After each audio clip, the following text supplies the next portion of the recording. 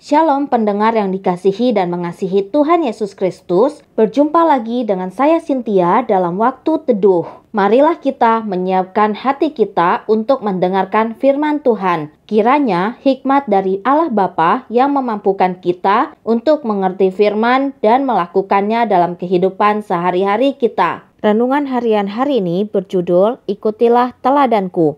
Bacaan Alkitab hari ini diambil dari 1 Korintus 4 ayat 9 sampai 17. Demikian firman Tuhan. Sebab menurut pendapatku, Allah memberikan kepada kami, para rasul, tempat yang paling rendah, sama seperti orang-orang yang telah dijatuhi hukuman mati, sebab kami telah menjadi tontonan bagi dunia, bagi malaikat-malaikat, dan bagi manusia.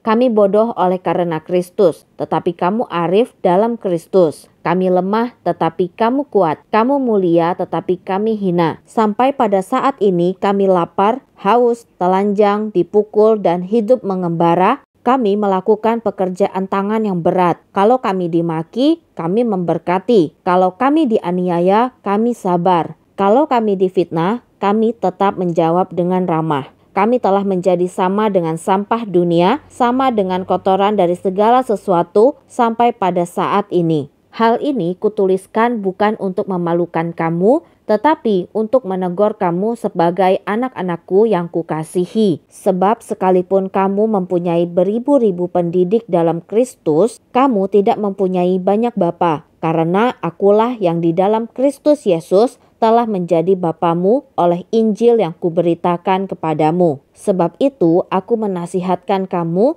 turutilah teladanku. Justru itulah sebabnya aku mengirimkan kepadamu Timotius, yang adalah anakku yang kekasih dan yang setia dalam Tuhan. Ia akan memperingatkan kamu akan hidup yang kuturuti dalam Kristus Yesus, seperti yang kuajarkan di mana-mana dalam setiap jemaat. Nats pembimbing hari ini diambil dari 1 Korintus 11 ayat 1.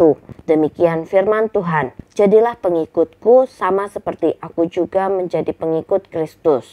Andrew Morton teringat saat pertama kali ia bertemu dengan calon kakak iparnya, Peter Jennings, seorang koresponden berita luar negeri ternama pada tahun 1977.